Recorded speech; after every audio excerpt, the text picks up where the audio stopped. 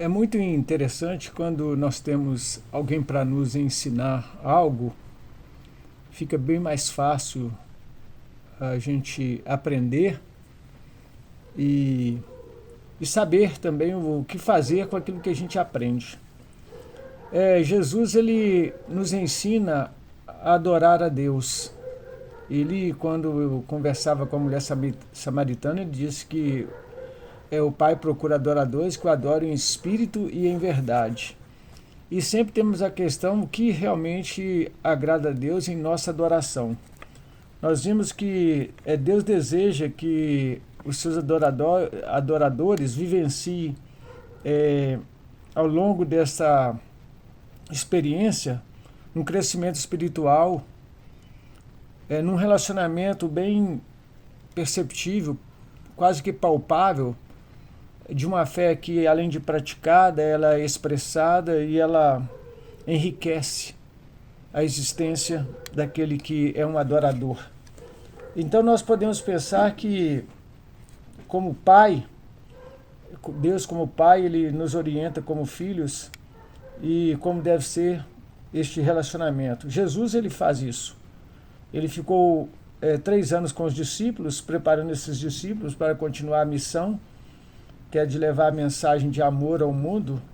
E hoje nós temos um respaldo histórico até não muito entendido, em que nós temos crenças diversificadas e todas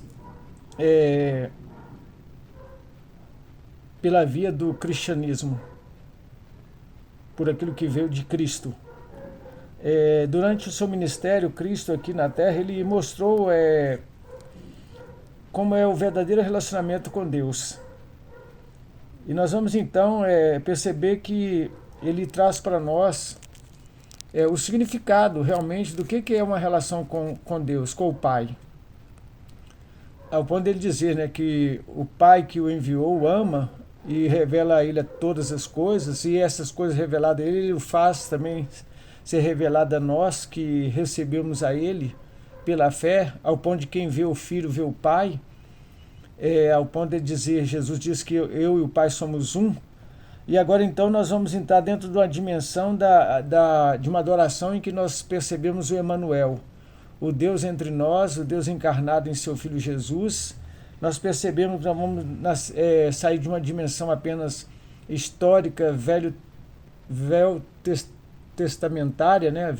Um velho testamento, e partir para uma dimensão que transcende a uma compreensão, e que agora nós podemos perceber uma figura presente em carne, em sangue,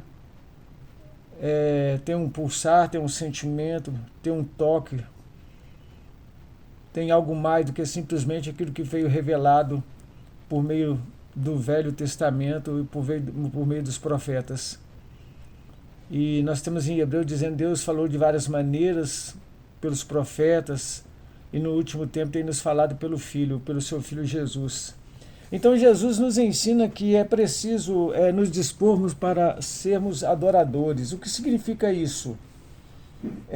Primeiro nós temos que ter coragem e temos que ter uma fonte de verdade, um princípio de justiça, uma sede de justiça, porque quem busca atribuir a Deus ou voltar a sua atenção, seu coração para Deus e para que Deus esteja satisfeito, tem que ter minimamente uma compreensão quem é este Deus e buscar de todo o coração achar. E a Bíblia diz que ele está disponível.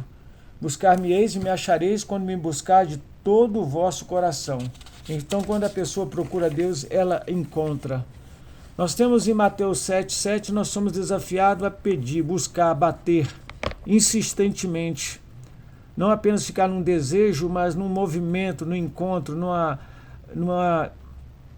num caminhar. Nós precisamos termos iniciativas acabativas, ou seja, começar e terminar como adoradores. E devemos estar, então, sempre entendendo que, à medida que nós estivermos buscando, procurando, batendo, nós vamos encontrar, a porta vai se abrir. Ou seja, num trabalho com o corpo, nós podemos também apresentar nossa adoração, tanto na expressividade de uma peça teatral, como também nos movimentos expressivos do corpo, em que nós podemos incluir uma satisfação de entender que tudo aquilo que nós conseguimos no mundo da arte, na expressividade de um corpo, de um espírito, de uma inteligência livre, sem barreiras, nós podemos glorificar a Deus de forma articulada, bem intencionada e com uma mensagem que expressa realmente não apenas uma coreografia, mas um profundo acolhimento da transcendência de uma verdade que pela palavra nós acessamos. A prontidão é exatamente essa disponibilidade para agir na hora certa, de forma criativa, necessária e até mesmo pensamos urgente. É buscar a presença de Deus. No aspecto da vida do adorador, espera-se que ele tenha uma constante disposição, uma prontidão de busca por um hábito diário, uma disponibilidade planejada para falar, ouvir, para expressar com a sua voz, se necessário, ter suas emoções vivas presentes também, por um meditar, por uma capacidade também de silenciar o próprio espírito, porque o espírito deve ser sujeito ao profeta. A nossa inteligência, a nossa plena liberdade não pode nos levar aos excessos, ou seja, precisamos aprender a partir de um encontro com Deus a deixarmos ser usados por Ele até mesmo da única maneira plena é ser guiado pelo próprio Espírito, porque Ele nos ajuda em nossas fraquezas, porque nós não sabemos nem mesmo como pedir. Deus está pronto para ser encontrado por cada adorador. E a questão fica, o que você tem feito para ser um adorador segundo o modelo e o ensino de Jesus? Jesus ensina que a adoração acontece quando nós estamos imitando o seu exemplo. Nós encontramos muitas pessoas tentando expressar intimidade com Deus sem conhecer realmente o que é a intimidade. A intimidade ela é vivenciada num temor e tremor, em que se cumpre aqueles princípios éticos do Sermão do Monte na vida de cada um. Se te feriram numa face, oferece a outra. Se é necessário caminhar uma milha, vai duas. Os mansos herdarão a terra. Bem-aventurados os pobres de espírito, porque eles serão chamados filhos de Deus. Bem-aventurados sois vós quando forem injuriados, perseguidos por causa do nome de Jesus. Bom é desfrutar de uma intimidade com Deus. Como é bom ouvir, experienciar, vivenciar a doce voz de Jesus. Nome bom, doce a fé, a esperança do porvir, é o que nós cantamos. Reconhecer e seguir a voz de Jesus é estar pronto a dar fruto e permanecer nesta vida que Ele nos compartilhou, por atitudes, revelando nosso caráter e nossa praxis, a nossa prática, o nosso fazer demonstrativo, não apenas por palavra, por discipulados, em adoração, por uma busca constante de preparar pessoas também para serem adoradores. E nós podemos então entender que devemos confiar, caminhar e contemplar, de maneira a perceber que é necessário compreendermos o que a adoração pode fazer na nossa vida, no nosso relacionar, na possibilidade do servir e do testemunhar, neste processo que nos habilita, nos capacita a sermos não apenas imitadores de Cristo, mas, sobretudo, um reflexo, um perfume desse Cristo vivo, desse Jesus que mudou a nossa vida e que produziu transformação em nós e por onde nós andamos também. E nisso nós demonstramos que estamos confiando, vivendo e caminhando com Jesus. Contemplar este Jesus é perceber, então, a partir da própria palavra relatada numa experiência em que você experiencia e você leva a outros também. Venham conhecer o Jesus que eu conheci. Ele mudou minha vida, ele pode mudar a sua. Eu estava num desespero, transtornado, e ele veio, acalentou a minha alma, me deu paz, me deu direção. Hoje eu sou um adorador, não por méritos próprios, mas pela graça de Deus. Então nós podemos perceber que, assim como Moisés, como Filipe, como muitos outros querem ver a glória de Deus, Deus já tem nos revelado a sua glória por meio de Jesus. Ele nos deu o melhor e nos fez conhecer o melhor, que é o próprio Filho dele, o Filho de Deus. Jesus pode então até nos perguntar, a gente pode responder, porque perguntou a Filipe. Está lá no Evangelho de João 14. Você lê, você vai encontrar ali. Você não me conhece? Como você veio me pedir para mostrar o Pai, sendo que você está me vendo, eu e o Pai somos um? Você não acredita nisto que eu estou dizendo e que você vê e presencia em mim? Quantos têm experimentado por vias secundárias, externas de outras vidas, Deus abençoando, mas essa pessoa mesmo não traz em si a bênção, a marca, o selo do Espírito Santo, porque ainda não acolheu as promessas, a palavra de Deus. Essas questões são formas que Deus usa para mostrar a atitude de observar Jesus,